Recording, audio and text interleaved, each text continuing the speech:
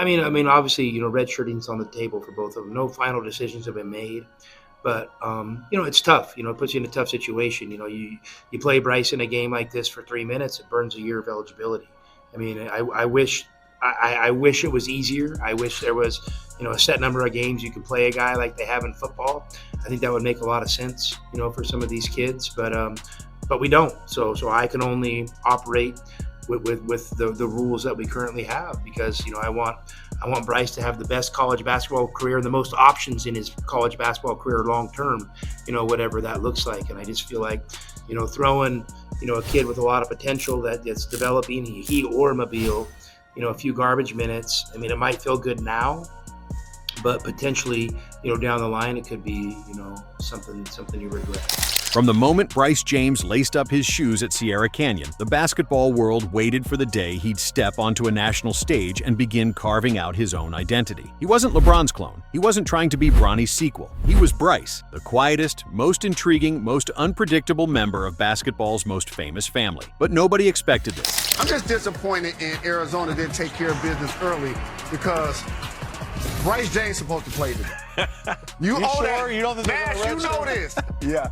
They're a young team. Yeah. So they didn't take care of business in the first half. They were only up 7.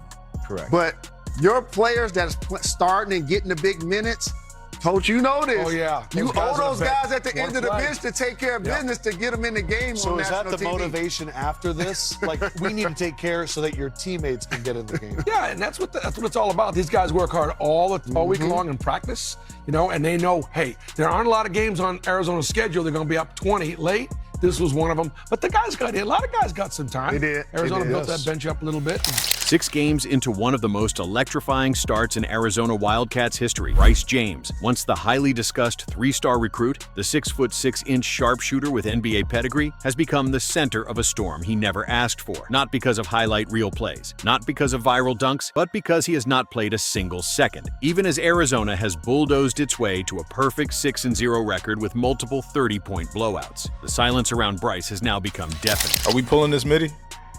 We're doing too much. We're doing too much. Get a ball up. Get a ball up. So we get to see Bryce in his second exhibition game of his college career. They're playing against a team called Embry-Riddle. I've never heard of them. Now, Bryce ends up playing, I think, 14 minutes in this game. This game is essentially a blowout. They end up winning by like 60 points. Bryce is up top. Kick it to him. Shoot it. Okay. Now watch Bryce stand still. Look at this. He just stood there. And then he just stood and let that man just waltz right to the basket. Who's that lady? See him, he's open.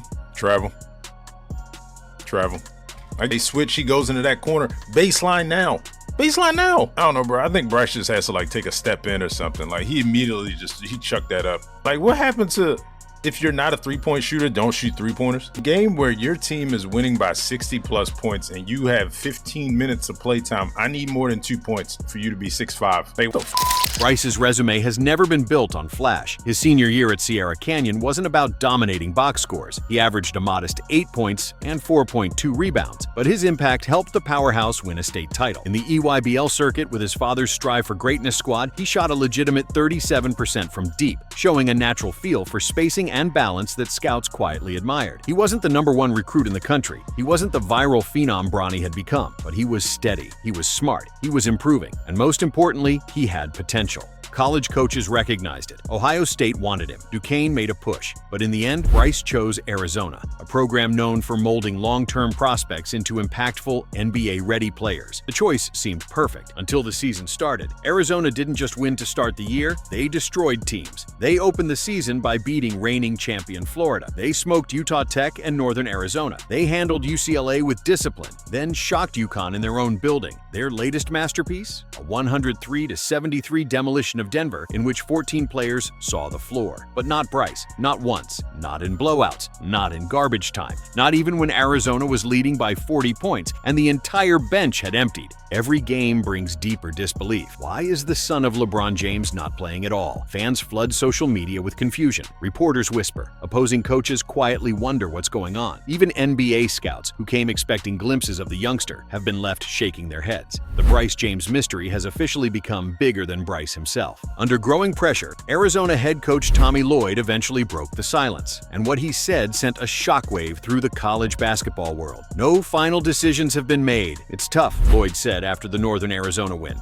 "You play Bryce in a game like this for 3 minutes. It burns a year of eligibility. I wish it was easier." That was the moment everything changed. The moment fans realized Arizona is preparing to redshirt Bryce James, and the coach doubled down. "I want Bryce to have the best college basketball career and the most options long-term. A few garbage minutes might feel good now, but down the line, it could be something you regret." The message was unmistakable. Arizona doesn't see Bryce as a short-term, plug-and-play bench piece. They see him as a long-term project, someone who could develop into a major contributor if his early years are handled with precision. And yet, behind the scenes, this strategy is causing tremors. It's impossible to ignore the shadow Bryce lives under. His father is the NBA's all-time leading scorer. His brother is fighting for his NBA life. His last name is on jerseys, shoe deals, and arenas. Every moment of his development is being watched, judged, compared, dissected. And now, the world is watching Bryce sit. Arizona's decision may be logical, sensible, even strategic, but to the public eye, it's creating a narrative Bryce cannot outrun. Why isn't the son of LeBron James good enough to play, even for 1 minute, in a blowout? That pressure isn't fair, it isn't accurate, but it's real, and it's growing. Arizona is a program that develops stars slowly and methodically. Their alumni list reads like a hall of fame of late-blooming legends. Steve Kerr, Mike Bibby, Jason Terry, Richard Jefferson, TJ McConnell, Carter Bryant. They know how to shape players over years, not weeks. But even with that track record, questions are mounting.